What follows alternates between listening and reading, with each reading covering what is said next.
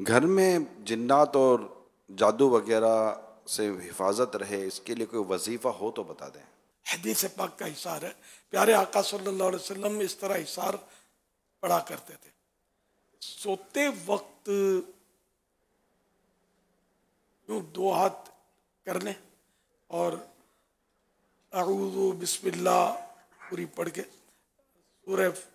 قل هو اللہ شریف، سورہ فلق اور سورہ ناس پڑھ کے دم کر کے یہ آگے سے لانا شروع کریں، آگے کی طرف جہاں جہاں بدن پر ہاتھ پہنچ سکتا ہے یہ پھرا لیں، پھر اسی طرح پیچھے جہاں جہاں تک ہاتھ پھرتا ہے یہ پھرا لیں، اس طرح 3 بار کر لیں۔ اس کی برکتیں آپ دیکھ لیں گے اگر یہ پابندی سے کریں گے۔ سونے سے پہلے 1 بار سوتے ہیں تو صحیح ٹھیک، 2 بار سوتے ہیں دونوں بار کر رہے ہیں،